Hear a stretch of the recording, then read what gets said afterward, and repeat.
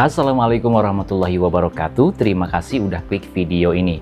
Apa kabar nih teman-teman para pemirsa YouTube semuanya? Saya doakan semoga selalu dalam keadaan sehat walafiat, sukses, bahagia, dan juga penuh berkah. Amin ya robbal alamin.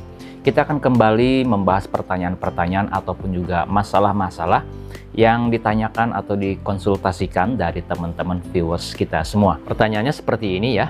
Pak, tolong jawab, saya udah beli rumah komersil di Medan secara cash dan saya sekarang merantau di kota Batam. Apakah saya bisa KPR subsidi di Batam? Karena saya belum punya rumah di Batam. Karena DP dari developer itu lumayan gede, 55 juta. Dan jika gagal, dalam pengajuan KPR, DP dipotong 50%. Tolong bantu jawab, Pak. Saya belum pernah punya pengalaman terkait dengan permasalahan ini, tetapi secara teoritis saya pernah wawancara dengan salah seorang agen pemasaran perumahan. Saya mendapatkan penjelasan bahwa kalau misalkan kita mau ngajuin KPR bersubsidi, itu kan kita diminta yang namanya surat keterangan belum memiliki rumah. Kemudian kita belum pernah mendapatkan subsidi kredit pemilikan rumah. Kemudian gaji kita misalkan tergolong ya termasuk kategori yang berhak untuk mendapatkan subsidi perumahan. Kemudian persyaratan yang lainnya misalkan KTP kita sesuai. Kemudian selain itu BI checking kita aman, tidak punya tunggakan ataupun juga masalah-masalah kredit di BI checkingnya. Kalau kondisinya seperti itu, maka potensi untuk di ACC dalam hal pengajuan KPR bersubsidi itu sangat besar untuk bisa di ACC. Nah, gimana kalau case dari sahabat kita ini yang pernah beli rumah secara cash nih? Sudah pernah beli rumah secara cash, tapi kita pengen ngajuin lagi untuk KPR bersubsidi, tapi di kota yang berbeda dengan rumah yang kita beli secara cash tersebut. Kalau menurut saya sih tidak terlalu menjadi permasalahan. Apalagi kita dulu belinya secara cash untuk rumah yang pertama.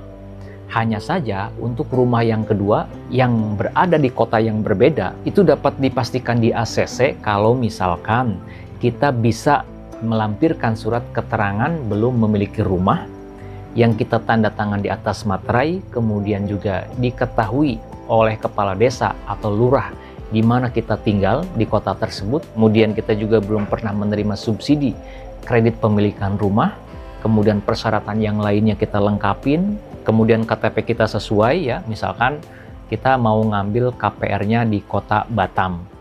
KTP kita sudah KTP Batam. Kemudian persyaratan-persyaratan yang lain sudah terpenuhi. Maka potensi untuk di ACC ketika kita mengajukan KPR bersubsidi itu sangat besar untuk bisa di ACC. Karena saya pernah bertanya juga kepada agen pemasaran perumahan ini, kalau misalkan kita mau beli KPR tapi di provinsi yang berbeda, di kota yang berbeda. Nah, itu jawaban dari si agen tersebut itu sangat sulit untuk di ACC. Ya, kecuali si yang bersangkutan ini meskipun beda KTP-nya tapi dia punya pekerjaan di kota tersebut yang ditunjukkan dengan misalkan surat tugas ataupun juga ya bukti-bukti bahwa dia bekerja di kota tersebut atau tugas di kota tersebut, itu bisa saja. Tapi untuk lebih memastikannya lagi, menurut saya sih tidak ada salahnya kalau kita misalkan berterus terang nih kepada pihak marketing dan bertanya kepada pihak marketing potensi saya untuk di ACC gimana nih. Terus terang aja, misalkan kita udah pernah beli rumah secara cash tapi bukan subsidi, bukan KPR bersubsidi, tapi komersil. Itu pun di kota lain, bukan di kota ini, dan lain sebagainya. Silahkan sampaikan kepada pihak marketing. Nggak ada salahnya kita tanya-tanya dulu, tetapi potensi di ACC-nya sangat besar dibandingkan kita ya mengajukan begitu saja, tapi akhirnya tidak di ACC, kan kita sendiri yang rugi nantinya. Kalau menurut saya sih seperti itu. Silahkan yang punya pendapat, yang punya pengalaman untuk sharing di kolom komentar di bawah video ini. Kalau video ini ada gunanya, channel ini ada manfaatnya, saya mohon keikhlasan dari teman-teman viewers semuanya untuk subscribe ke channel Pengacara Santuy. Bukan siapa-siapa, hanya Loyot Deso.